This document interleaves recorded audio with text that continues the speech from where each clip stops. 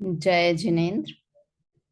निज स्वरूप को परामरस, जामे भर्यो अपार।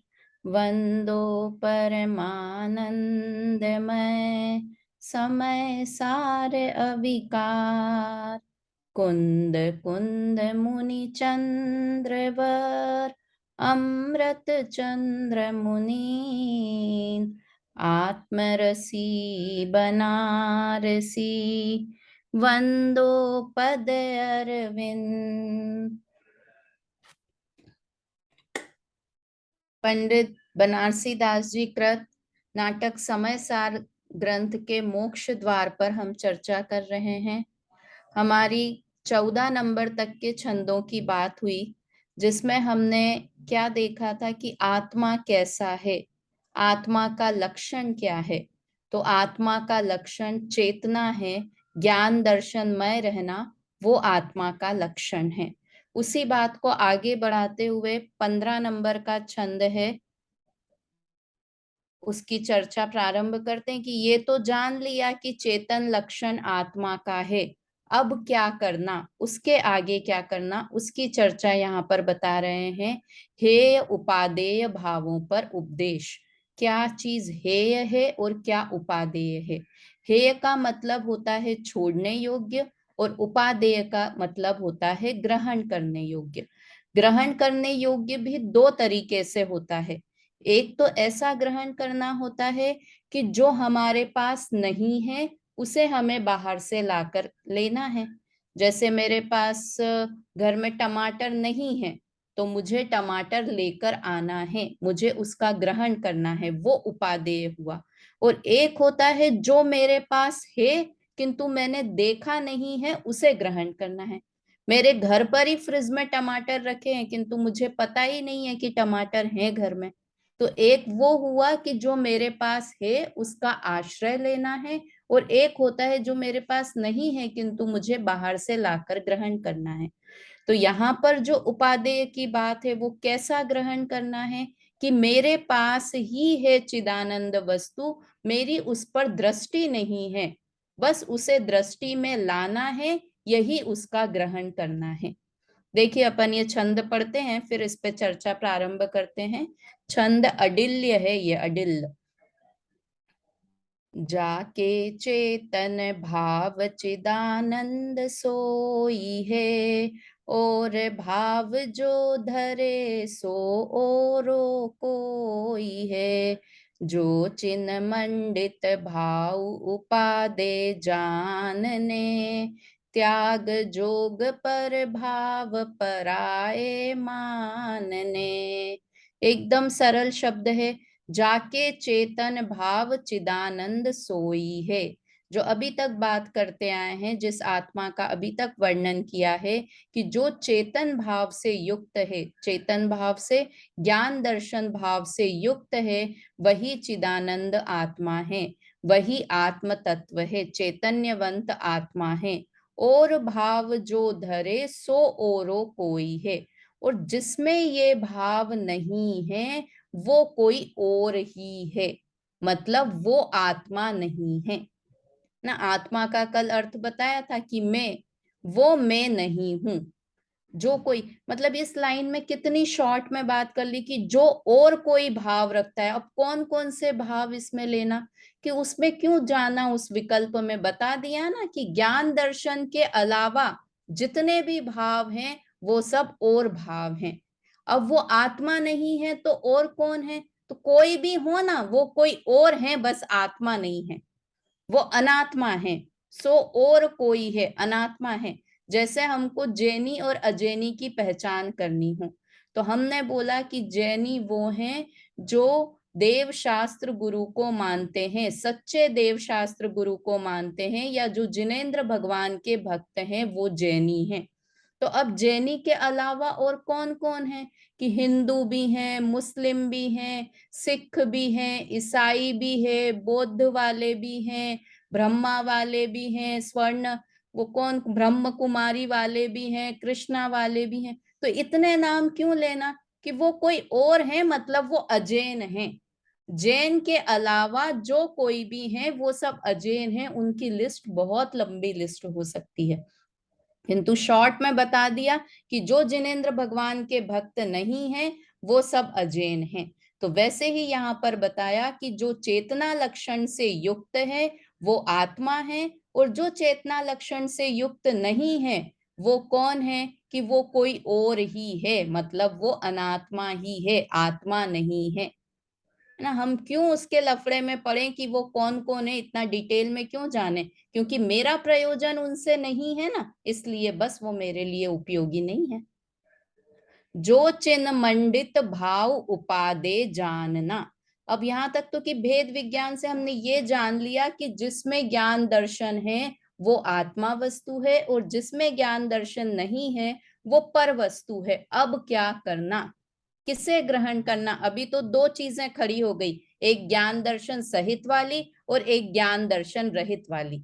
अब हमें किसे ग्रहण करना, कि जो ज्ञान दर्शन सहित है उसे उपादेय मानकर ग्रहण करना ना। जैसे अपन सात तत्व के बारे में भी पढ़ते ना, कि आश्रव पढ़ लिया, आश्रव क्या है, राग द्वेष मोह के परिणाम है। संवर क्या है, कि राग द्वेष मोह से शुभ अशुभ भाव से रहित जो शुद्ध भाव है वो संवर है। ये जान लिया, अब क्या करें, कि जो राग द्वेष भाव है उनको छोड़ दो, आश्रव को छोड़ दो, और जो शुद्ध भाव है उसे ग्रहण कर लो। जो अपनी चीज है, जो अच्छी चीज है, जो सुखी करने वाली चीज है, उसे ग्रहण कर लो। तो क्या चीज अपनी है, क्या चीज अच्छी है, और क्या चीज सुख करने वाली है, कि जो चिन्ह मंडित भाव, जो आत्मा है, जो चैतन्य से मंडित है, सुशोभित है ज्ञान दर्शन से, उस भाव को ग्रहण कर लो। वो भाव उपादेय है। अब यहाँ पर ग्रहण कर लो, मतलब वो आत्मा कहीं बाहर नहीं है, ज्ञान दर्शन वो बाहर टमाटर नहीं है जो मुझे वहां लेने जाना है। टमाटर जैसी, फोन जैसी, सोने चांदी जैसी कोई आत्म वस्तु बाहर नहीं है जिसे मुझे उपादेय जानकर ग्रहण करना है। क्या है वो उपादेय, मतलब मैं ही वो आत्म वस्तु हूं और यही मैं हूं, ऐसा जानना, उसका नाम है उसे ग्रहण करना, है ना बेला भाभी। वस्तु की स्वीकृति होना, कि मैं आत्म वस्तु हूं, बस यही आत्मा को जानना है, यही आत्मा को ग्रहण करना है, कि मैं आत्मा हूं, ऐसी वस्तु स्थिति, ऐसे सत्य को स्वीकारना, यही वास्तव में आत्मा को स्वीकार करना है। त्याग जोग पर भाव पराये मानने, कि जो पर भाव है, अब पर भाव में कौन कौन से भाव लेना, तो यहाँ पर गुरुदेव ने लिए जिससे तीर्थंकर प्रकृति बंधती है, ऐसे शुभ भाव भी पर भाव हैं। शुभ और अशुभ के सारे भाव पर भाव हैं, क्योंकि वो मेरे परिणाम नहीं है, वो शुद्ध भाव नहीं है, वो मेरे साथ हमेशा रहने वाले परिणाम नहीं है, है ना। उन्हें क्या त्याग योग्य जानकर परभाव है, वो त्यागने योग्य हैं, त्याग करने योग्य हैं। कैसे त्याग करना है, कि वो मेरे नहीं है, उनका पराया, उन्हें पराया मानना, यही उनका त्याग करना है ना। उनको पराया मानना, यही उनका त्याग करना है। देखो, किसी हस्बैंड वाइफ का झगड़ा हो जाए, होना नहीं चाहिए, हो जाए कभी, तो सबसे बड़ा पनिशमेंट क्या होता है उस वाइफ के लिए या उस हस्बैंड के लिए, कि वो उसे पराया मानने लग जाए। वो उसके लिए सबसे बड़ा पनिशमेंट है। वो वाइफ और घर का और भी कोई मेंबर खड़ा हो, दो मेंबर खड़े हो, किंतु वो उससे नहीं बोले कि मुझे पानी चाहिए, वो दूसरे से बोले कि मुझे पानी चाहिए। वो उससे नहीं बोले कि मेरे कपड़े इस्त्री कर दो, वो दूसरे से कहे कि मेरे कपड़े प्रेस कर दो, आयरन कर दो। तो ये क्या हुआ, छोड़ा तो नहीं है उसे, घर से तो निकाला नहीं है, घर से तो अलग हुए नहीं है, दोनों एक ही घर में रह रहे हैं। किंतु परायापन कब लगने लगेगा, वो महिला क्या कहेगी, मुझे तुम्हारे साथ रहना ही नहीं है। क्यों नहीं रहना है, क्योंकि मैं घर में भी पराया महसूस करती हूँ। पराया महसूस करना मतलब उसकी तरफ ध्यान नहीं देना, उसको इग्नोर करना, वो कोई है उसकी सत्ता भी नहीं स्वीकारना, इसका मतलब है उसे पराया करना। तो ये पर भाव हैं, शुभ और अशुभ के भाव हैं, होंगे तो सही, एक ही छत के नीचे रह रहे हैं। अभी हम गृहस्थी हैं तो हमें शुभ भाव भी होंगे, अशुभ भाव भी होंगे, किंतु उन्हें कैसा मानकर छोड़ देना है? पराया समझकर। पराया मानना ये चीज है खास, पराया मानना, कि उन्हें पराया समझकर कि ये मेरे भाव नहीं है। शुभ और अशुभ के भाव होते रहेंगे, ऐसा नहीं होगा कि एकदम ऐसी दशा हो गई कि जहां शुभ अशुभ के भाव ही नहीं हो रहे हैं। तो कह रहे हैं शुभ और अशुभ के भाव होंगे, किंतु उन्हें पराया मानना है ना। मम्मी समझ में आया? पराया मानना मतलब क्या है? होंगे तो, किंतु वो मेरे नहीं है ऐसा मानना, उसे कहते हैं पराया मानना। ठीक है, देखिए इसका अर्थ एक बार पढ़ते हैं, कुछ रह गया हो तो। पढ़िए आरती जी, इसका अर्थ पढ़िए। जिसमें चैतन्य भाव है वह चिदात्मा है, और जिसमें अन्य भाव है वह और ही अर्थात अनात्मा है। चैतन्य भाव उपादेय है, पर द्रव्यों के भाव पर है, त्यागने योग्य है। हाँ, मतलब जितने अभी हमने 14 तक के छंद पढ़े, उसका एक तरह से ये सार समझ लीजिए कि आत्मा कैसा है। अपन ने वो सारे छंद, अभी कल के भी 3 छंद पढ़े थे, नित्य है, ये है, तो वो सब का एक सार है कि जो ज्ञान दर्शनमयी आत्म तत्व है वो उपादेय है, ग्रहण करने योग्य है। उपादेय का अर्थ अच्छे से समझ में आना चाहिए, कैसे ग्रहण करने योग्य है? कि अपना मानना वही उसे ग्रहण करना है।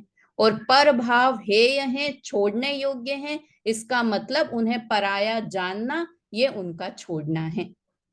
सब दृष्टि का खेल है वास्तव में।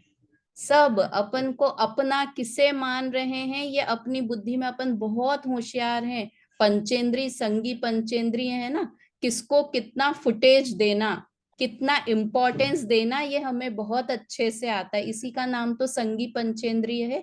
संगी किसे कहते हैं? जो हित की उपदेश को सुन सके, हेय उपादेय चीज को समझ सके, तो हम संगी पंचेंद्रिय है ना। वास्तव में हम कोई पर वस्तु को ग्रहण तो कर ही नहीं सकते हैं। मैं इस मोबाइल को चाहूं कि ग्रहण कर लूं तो कर ही नहीं सकती हूँ, ये तो एक अलग द्रव्य है, मैं अलग द्रव्य हूँ, क्लियर कट अलग है। तो इसका ग्रहण करना मतलब क्या है? इसका ग्रहण करना मतलब अपना मानना, इसका मतलब है इसे ग्रहण करना, है ना। ये घर मेरा है, इसका क्या मतलब है? कि ये घर मेरे से चिपका हुआ नहीं है, मेरे साथ एक में एक घुसा हुआ नहीं है, किंतु इसका क्या मतलब है? ये घर मेरा है मतलब इसे मैंने अपना मान रखा है, इसका मतलब है कि ये मेरा है। तो इसे मेरा मान रखा है और इसे अपना मानना बंद करना है। बस दृष्टि बदलनी है, क्रिया में कोई कार्य नहीं करना है। दृष्टि बदली तो सृष्टि बदल जाएगी, पूरी दुनिया बदल जाएगी अगर हमारी दृष्टि सही हो गई तो इस तरह से ये हुआ। अब अगला छंद है, बहुत अच्छा छंद है ये भी। ये अब दो छंद आएंगे शायद, एक या दो, जो समय उसमें नहीं है, कलश नहीं है अमृत चंद्र आचार्य के, किंतु फिर भी इन्होंने अपनी तरफ से, बनारसी दास जी ने ये वाला छंद लिखा है, बहुत अच्छा छंद है। ज्ञानी जीव चाहे घर में रहे चाहे वन में रहे, मोक्ष मार्ग साधते हैं, है ना। बहुत अच्छा छंद है, पढ़ते हैं एक बार। जिनके सुमति जागी भोग सो भय विरागी, पर संग त्यागी जे पुरुष त्रिभुवन में, रागादिक भावनी सो जिन की रहनी न्यारी, कबहू मगन वे न रहे धाम धन में, जे सदीव आप को विचारे सर्वांग शुद्ध, जिनके विकल तान व्यापे कहूँ मन में, तेई मुख मार्ग के साधक कहावे जीव, भावे रहो मंदिर में भावे रहो वन में, है ना। क्या लिखा है यहाँ पर? कैसा चिंतन करते हैं ज्ञानी जीव?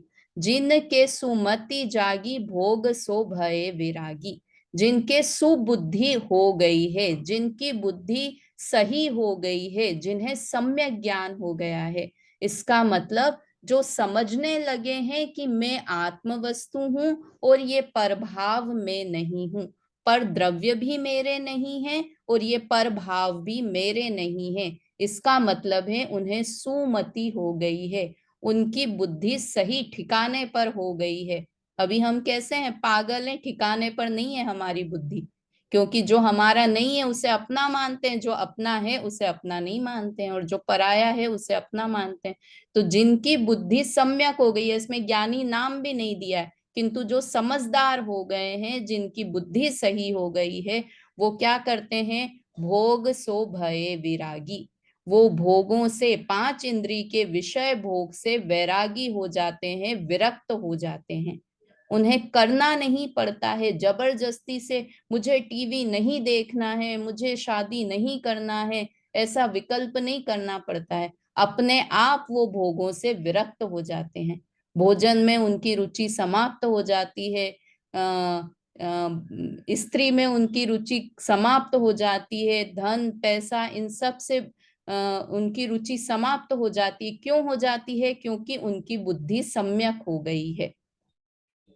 पर संग त्यागी जे पुरुष त्रिभुवन में, जो तीन लोक में ऐसे पुरुष हैं उनकी बात चल रही है। पर संग त्यागी, वो पर का संग त्याग देते हैं। पर मतलब पर द्रव्य, परिग्रह, और संग मतलब मानना, उसे अपना मानना, उनमें ममता।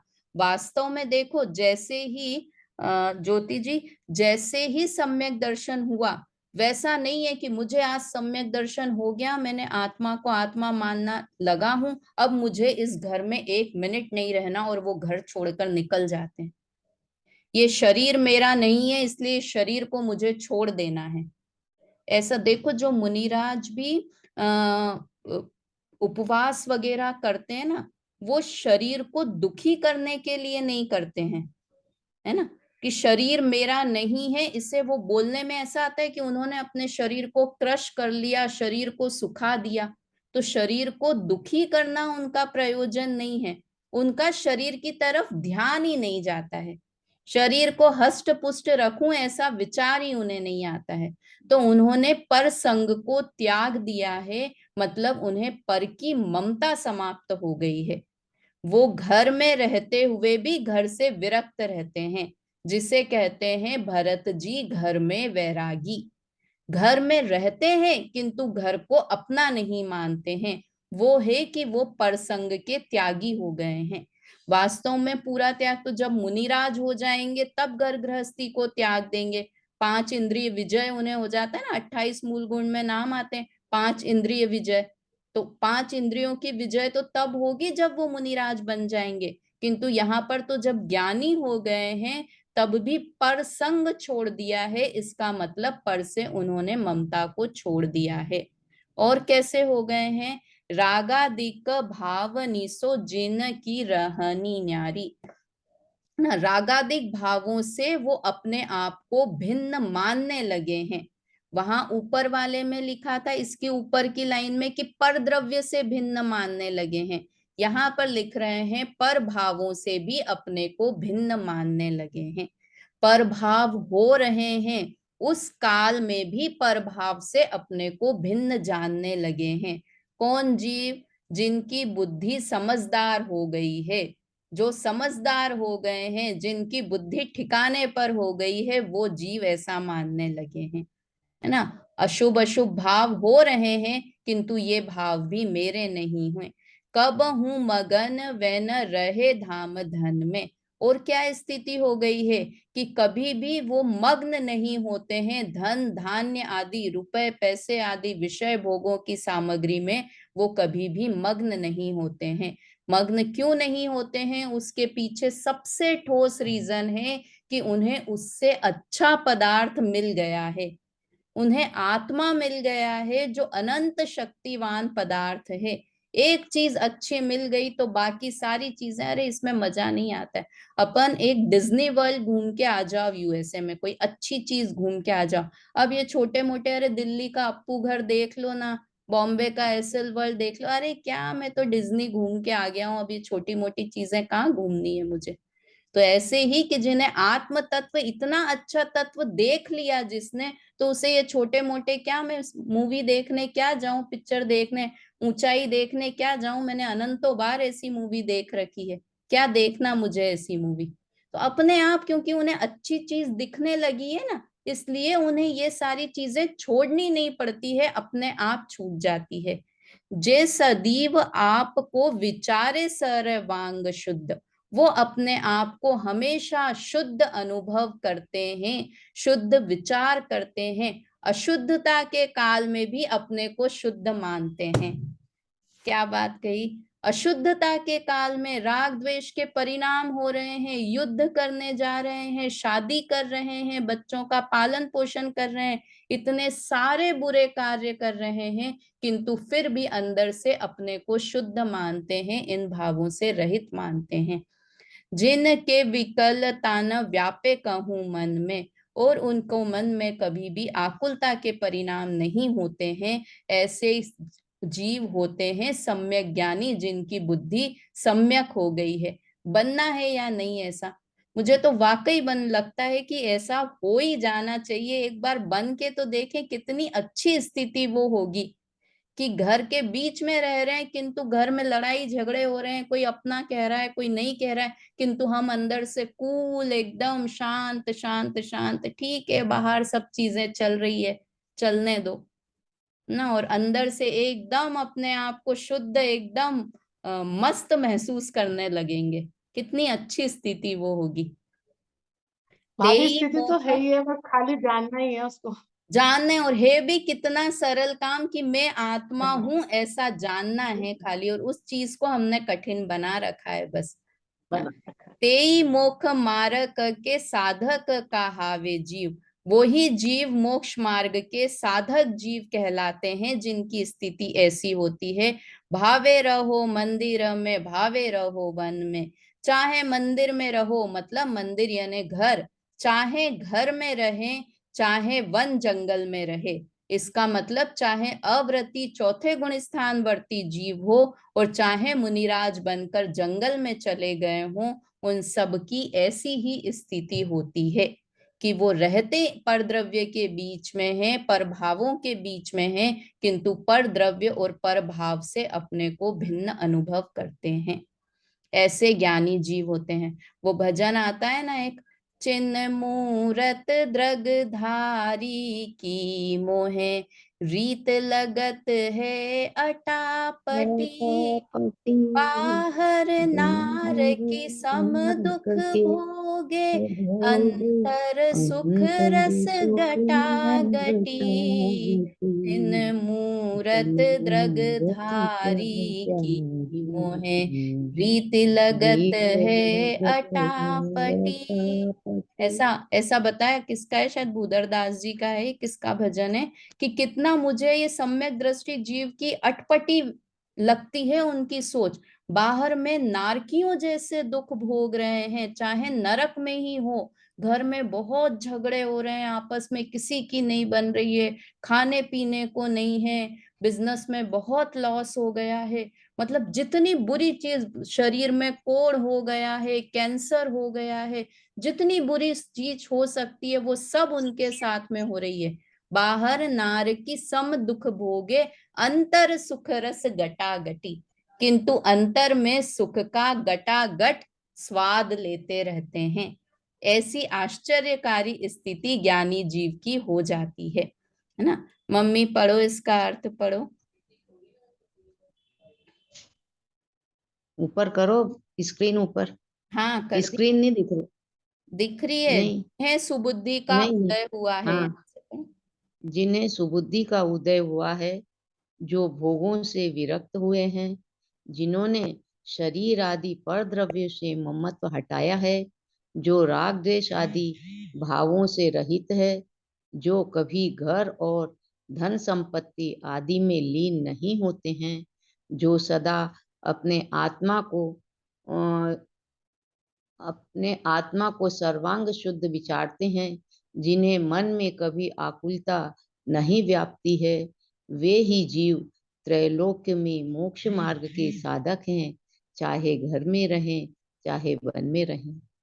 ऐसी अद्भुत स्थिति ज्ञानी जीव की होती है। वास्तव में इतने बढ़िया बढ़िया छंद है ना, ऐसा लगता है आगे मत बढ़ो, किंतु आगे बढ़ना पड़ेगा। अगला छंद पढ़ते हैं अपन।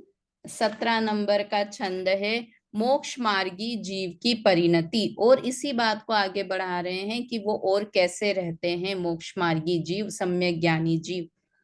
सवैया 23 है। चेतन मंडित अंग मंडित अंग अखंडित, पवित्र पदार्थ मेरो, राग विरोध विमोह विमोह दशा भ्रम समुझे भ्रम नाटक पुद्गल केरो। भोग संयोग वियोग विथा अवलोकी कहे यह कर्मज घेरो, हे जिनको अनुभव इह भांति सदा तिनको परमारथ नेरो। है ना। देखो किसके समीप मोक्ष आ जाता है, नेरो परमारथ नेरो, किनके समीप में मोक्ष आ गया है।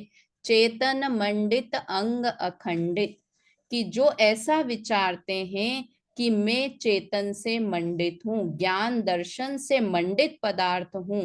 कैसा हूँ? अखंडित हूँ, खंड खंड नहीं हूँ। ज्ञान दर्शन सुख वीर्य ऐसे खंड मुझ में नहीं है, मैं इन सब का मिला हुआ एक अखंडित पदार्थ हूँ। कैसा हूँ? शुद्ध हूँ, पवित्र हूँ। ऐसा परम पदार्थ मेरा है, या कहो मैं ही वो पदार्थ हूँ। कल बताया था ना, मेरा कहेंगे तो उसमें लगेगा कोई दूसरा पदार्थ और मैं दूसरा, किंतु यहाँ मानना है कि वैसा परम पवित्र और शुद्ध पदार्थ मैं हूँ। राग विरोध विमोह दशा सुमझे भ्रम नाटक पुद्गल केरो। और क्या मानते हैं कि जो ये राग विरोध मतलब द्वेष, विमोह मतलब मोह, ये राग द्वेष मोह की दशा हो रही है, उसे पुद्गल का नाटक समझते हैं कि ये सब पुद्गल के कारण है। मुझे राग परिणाम आ रहा है तो ये औदैहिक भाव है। औदैहिक भाव है मतलब कर्म के उदय में होने वाले परिणाम है, चाहे शुभ भाव हो रहे हैं अशुभ भाव हो रहे हैं, यहाँ तक कि मोह का भाव हो रहा है ना, मिथ्यात्व का भाव हो रहा है, वो भी सब औदैहिक परिणाम है, कर्म के उदय में होने वाले परिणाम है। मैं इन परिणामों से एकदम भिन्न वस्तु हूँ। हम तो कितना राग का परिणाम आया, मेरा है। मंदिर जाने का परिणाम शुभ भाव आया, मेरे परिणाम है, मैंने किए। पाठशाला सुनने का परिणाम मेरा परिणाम है, मैंने किए हैं। अरे तुमने क्या किए हैं? कर्म का उदय ऐसा है कि तुम पाठशाला सुन रहे हो ना। अभी अभी ऐसा उदय हमारा चल रहा है तो हमको अब बोलते हैं अति पुण्य उदय मम आयो, प्रभु तुमरा दर्शन पायो। मेरे पुण्य का उदय आया इसलिए भगवान मैं आपके दर्शन करने आया। और हम अपने आप को उतने में तो हीरो समझने लगते हैं। देखो मेरा तो नियम है, मैं रोज मंदिर जाती हूँ। अरे कुछ नियम नियम नहीं है, कर्म का उदय है इसलिए तुम मंदिर जा रहे हो, पुण्य कर्म का उदय है। और जहां बुरे परिणाम हो गए वहां कर्म के ऊपर डाल देते हैं कि क्या करो, कर्म का उदय ऐसा है कि मुझे ऐसा हो रहा है।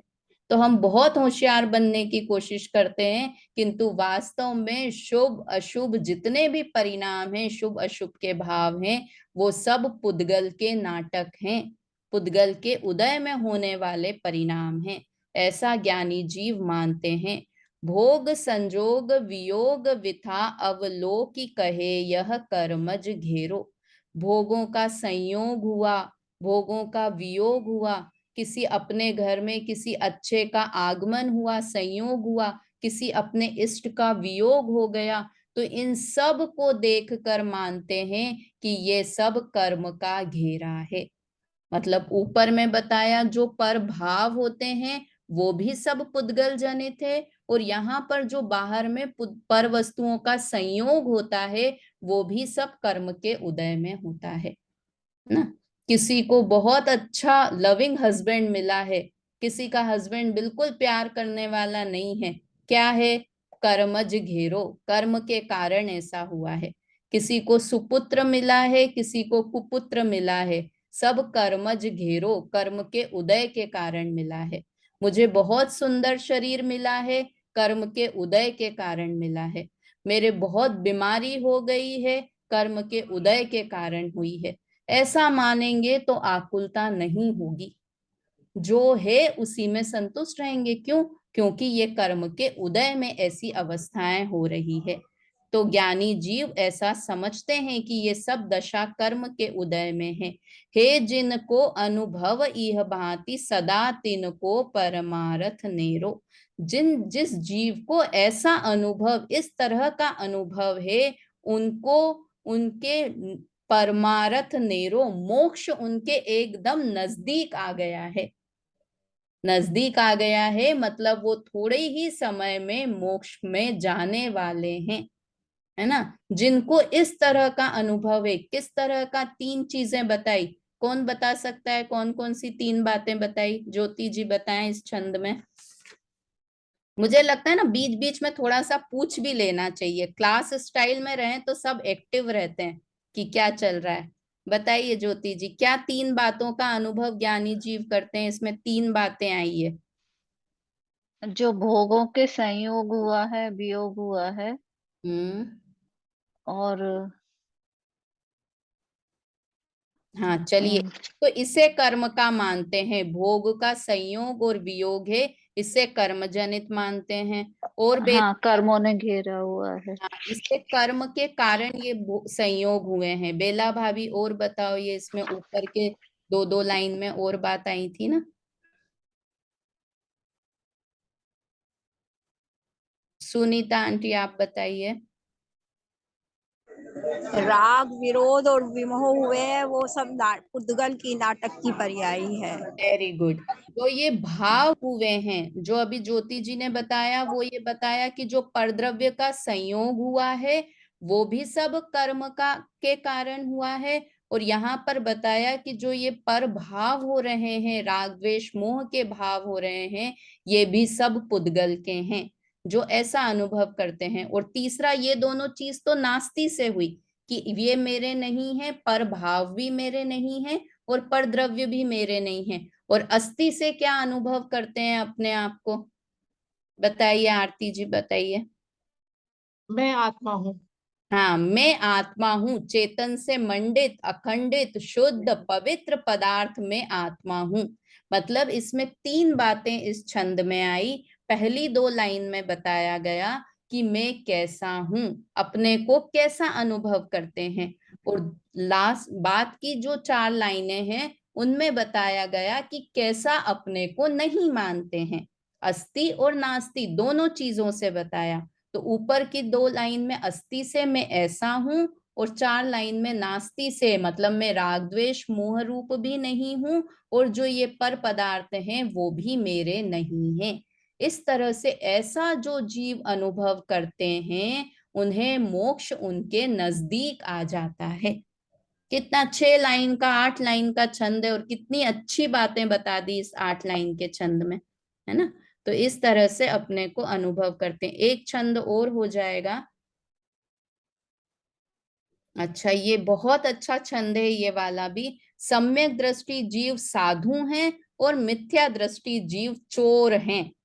हम चोर मतलब क्या क्या उपाधियों से हमें नवाज रहे हैं आचार्य देव, कभी तुम मिथ्या दृष्टि बोलना, वो ही अपने आप में एक गाली है। और ये एक गाली और दे रहे हैं कि चोर हो। कौन है चोर? क्या मानता है वो जीव चोर है? देखिए 2 छंद एक साथ हैं, 18 और 19 नंबर के। बोलते हैं 5 मिनट है, हो जाएंगे सरल छंद है। जो पुमान पर धन हरे, सो अपराधी तो जो अपनो धन अपनो धन व्यवहारे, व्यवहारे, तो धनपति धनपति सर्वं, सर्वं, हर की पर की संगति संगति को जो रचे, अंध बंध बढ़ावे सोय। जो निज जो निज सत्ता में मगन, सहज मुक्त सो। में मगन, सहज मुक्त की परिभाषा सोय। लिखी कि जो पुमान, जो पुरुष पर धन को हरता है, मेरी चीज नहीं है, किंतु मैं पड़ोस में जाती हूँ और पड़ोसी के यहाँ से एक फ्लावर पॉट उठा के ले आती हूँ। क्या किया? वो मेरा नहीं था और मैं उसे उठा कर ले आई, है ना। जो अपना नहीं है उसे अपना मानकर ग्रहण कर लेना, उसे चोर कहते हैं। चोर किसे कहते हैं ये तो मम्मी बताने की जरूरत नहीं है, बहुत सरल है। जो अपनी वस्तु हाँ, नहीं है उसे अपना मान ले, उसे चोर कहते हैं। वो कहते हैं। कैसा होता है? वो अपराधी है। उसकी क्या सजा होगी? कि उसे जेल में डाल दिया जाएगा। पड़ोसी कहेंगे कि ये हर थोड़े दिन में मेरे घर आते हैं और जो चीज अच्छी, बस अच्छी लगी इसलिए मैं उठा के ले आई, मैंने ये सोचा नहीं कि ये मेरा है कि नहीं है, मुझे तो अच्छी लगी और मैं उठा के ले आई। तो क्या कहेंगे? कि ये चोर है। और उसकी सजा क्या होगी? दो सजा होगी, एक तो जेल में डाल दिए जाएंगे, और दूसरे कहेंगे कि ये अच्छे लोग नहीं हैं, पूजा भाभी से बात मत करो, वो अच्छी नहीं है, वो कोई भी चीज जो दिखती है उसे उठा के अपने पास रख लेती हैं। तो बोले कि नहीं नहीं, उनके पास तो इतना पैसा है, वो क्यों ऐसा करेंगे? तो वो कहें उनका पेज ढीला हो गया है पूजा भाभी का, मतलब उसे पागल करार दे देंगे, कह देंगे कि वो अज्ञ है। अज्ञ है मतलब अज्ञानी है, वो मूर्ख है ना। दो लॉस होंगे अगर हम किसी पर वस्तु को अपना कहेंगे। तो एक तो हमें अपराध जेल हो जाएगी, और दूसरा हमें वो लोग मूर्ख समझने लगेंगे कि ये तो स्त्री मूर्ख है, इसमें अक्ल नहीं है, कौन अपनी चीज है कौन सी पराई चीज है। और समझदार कौन है? जो अपनो धन व्यवहारे, जो अपने धन का उपयोग करता है, खूब अच्छे से खर्चा करता है। किंतु कौन से धन का खर्चा करता है? जो अपना है, अपने धन का खर्चा करता है।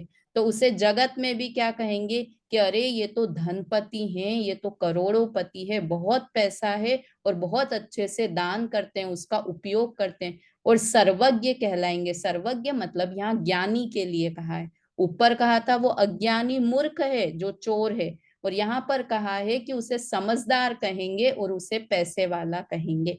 ये तो लौकिक बात बताई। उसी तरह जो पर की संगति में रचा पचा है, वो कौन? मिथ्या दृष्टि जीव। जो पर द्रव्य को एक बार बता दिया ना ऊपर के छंद में कि आत्मा ही तुम्हारा है, इसके अलावा कुछ तुम्हारा नहीं है, तब भी अरे नहीं, बच्चे तो मेरे हैं, बहुत प्यारे हैं, रोज मेरे से बातें करते हैं, मुझे मेरे साथ घूमने जाते हैं, मेरी बात, बच्चे तो मेरे हैं, परिवार तो मेरा है। तो कौन हो तुम? मूर्ख हो। क्यों हो? अपराधी हो। क्यों हो अपराधी? क्योंकि बता दिया ना बच्चे तुम्हारे नहीं है, किंतु फिर भी तुम उसे अपना मानते हो। तो किसके है, क्या चीज के पात्र हो? बंध बढ़ावे, चारों गति में भ्रमण होगा, ऐसी जेल तुम्हें लगने वाली है। बंधन को बढ़ाते हैं, और तुम अज्ञानी हो, मिथ्या दृष्टि हो, ये तुम्हारे माथे पर एक कलंक लग गया है कि तुम मिथ्या दृष्टि हो। क्या किया है? कि पर वस्तु को अपना मानकर उसे अपना जाना है, उसे ग्रहण किया है। जो निज सत्ता में मगन सहज मुक्त सो होई। किंतु जो अपनी सत्ता में मगन है, जो अपनी चीज को अपना मानता है, वही व्यक्ति समझदार है, वही मोक्ष का अधिकारी है ना। तो कौन है? अगर हम परद्रव्य प्रभावों को अपना मानते हैं तो हम चोर हैं, अज्ञानी हैं, और उसकी सजा क्या है? चार गति की भ्रमण जेल उसकी सजा है। और अगर हम सम्यक ज्ञानी हैं, अपनी वस्तु को अपना मानते हैं, आत्मा को अपना मानते हैं, तो हम समझदार हैं और मोक्ष के अधिकारी हैं, है ना। देखिए इसका अर्थ एक बार पढ़ दीजिए। बेला भाभी पढ़िए इसका अर्थ। बेला भाभी कहाँ चली गई? भाभी थोड़ा ये 17 एक बार फिर हाँ, से समझा दीजिएगा। जो मनुष्य पर द्रव्य हरण करता है वह मूर्ख है, चोर है। जो अपने धन का उपयोग करता है वह समझदार है, साहूकार है। हाँ 18 का भी पढ़िए। हाँ, जो पर द्रव्य की संगति में मग्न रहता है वह बंधन संतति को बढ़ाता है, और जो निज सत्ता में लीन रहता है वह सहज ही मोक्ष पाता है। हाँ तो यहाँ अपन और कल वापस चर्चा करेंगे चोर और साहूकार कौन है।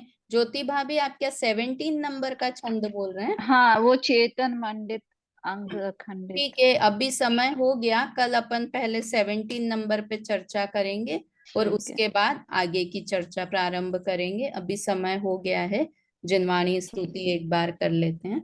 जय जिनेन्द्र। जय जय। भाव मरण से त्रस्त प्रति क्षण मेरे अंग